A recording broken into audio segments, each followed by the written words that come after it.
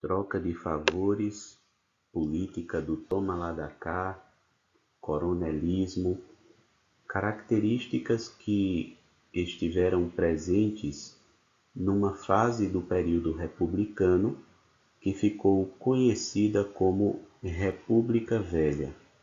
Entretanto, se prestarem bem atenção nesta videoaula, vão perceber que tais fenômenos ainda se fazem presentes nos dias de hoje.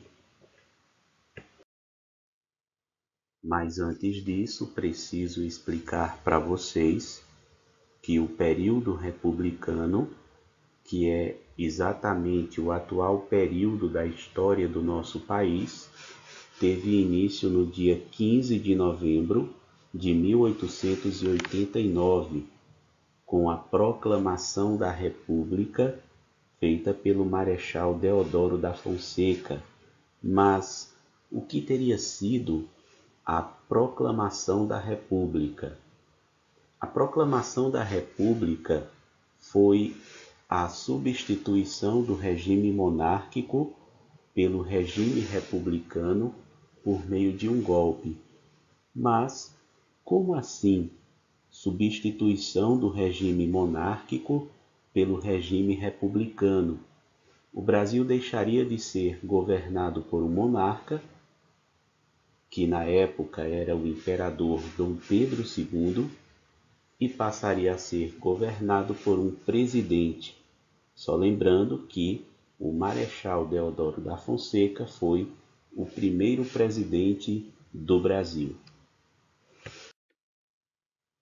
Os historiadores costumam dividir o período republicano em fases, possivelmente para facilitar o seu estudo. Desse modo, a República Velha foi a primeira fase do período republicano, depois veio a Era Vargas, após a Era Vargas teve início a República Populista, depois veio a ditadura militar e por último a Nova República, que se estende até os dias atuais. Observem esta foto. A que fase do período republicano essa imagem se refere? Os historiadores também costumam dividir a primeira fase do período republicano, a República Velha, em dois momentos. O primeiro deles foi a República da Espada, momento em que os militares estiveram no poder. Primeiro, o Brasil foi governado pelo Marechal Deodoro da Fonseca. Depois dele, o Brasil foi governado por outro marechal, o Floriano Peixoto. Observem a imagem e vejam os dois primeiros presidentes da história do nosso país. O segundo momento da República Velha é conhecido como República Oligárquica. Isso porque, durante este momento, as oligarquias estaduais, ou seja, as famílias mais poderosas de cada estado, estiveram no poder. Uma característica que marcou muito essa época foi o coronelismo. Lembrem-se que citei anteriormente a troca de favores, pois era por meio dela que os coronéis, como eram chamados os fazendeiros daquela época, conseguiam o voto do eleitor. Ofereciam alimentos, remédios, segurança, emprego, dinheiro emprestado, ofereciam isso em troca do voto, ou seja, em troca do poder. E dessa forma, os coronéis, os fazendeiros daquela época, estiveram no poder. Entretanto, pessoal, gostaria que vocês pensassem, pois é isso que a história nos leva a fazer. O coronelismo é algo que deixou de existir ou é uma permanência? Então, pessoal, observem essa imagem publicada por uma revista daquela época. Na verdade, tratava-se de uma crítica ao voto que era controlado pelo coronel, que ficou conhecido como voto de cabresto. Será que esta imagem é uma referência apenas àquela época?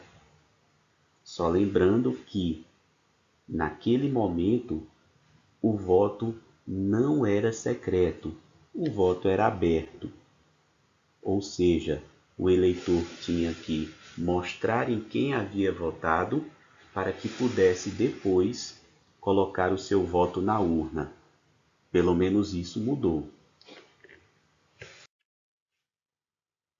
Se a troca de favores não fosse suficiente para eleger o candidato apoiado pelo coronel, o fazendeiro geralmente recorria a outros métodos. Resultados eram falsificados, urnas eram roubadas, votos de crianças ou de pessoas que já haviam morrido eram incluídos.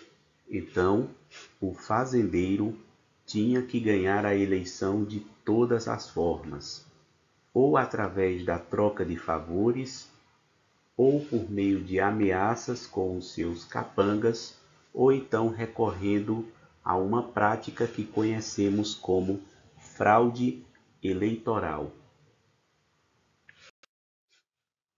Lembrem-se que eu citei, no início desta aula, a política do toma lá, dá cá.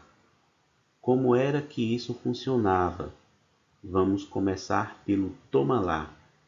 Os coronéis mais poderosos de cada região se aliavam e apoiavam uma pessoa para o cargo de presidente de estado. Após vencer a eleição, quando essa pessoa assumia o cargo, era a vez da retribuição, ou seja, agora vamos ao dá cá. Esse favor era retribuído quando o presidente de estado enviava verbas para os coronéis que o haviam apoiado.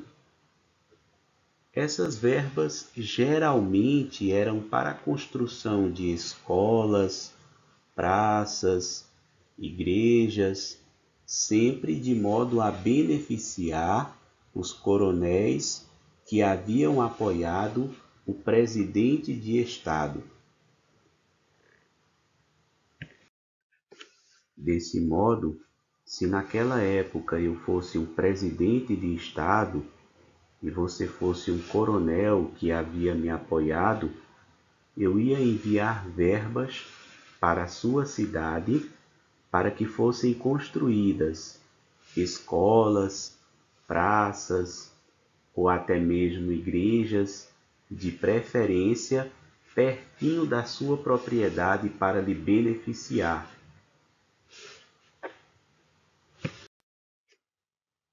Havia também a política dos governadores. O presidente da República precisava de deputados e senadores que fossem favoráveis a ele. As oligarquias estaduais ajudavam a eleger esses políticos que iam ficar sempre do lado do presidente, ao invés de ficarem fazendo oposição.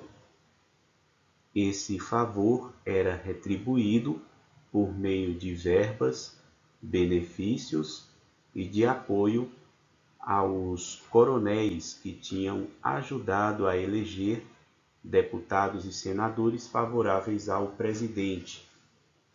O esquema político que ficou conhecido como política dos governadores foi concebido, ou seja, foi criado por este presidente que está aparecendo nesta fotografia, o presidente Campos Salles. E era por meio de acordos que alguns grupos iam se apoderando do poder. O estado de São Paulo era o maior produtor de café naquela época, já o estado de Minas era o maior produtor de leite. Além do mais, os dois eram os estados que tinham o maior número de eleitores. Daí, as oligarquias de São Paulo e as oligarquias de Minas acordaram que o presidente da República tinha que ser um político indicado, ora pelas oligarquias de São Paulo, ora pelas oligarquias de Minas. Mas nem sempre houve um consenso em relação a isso.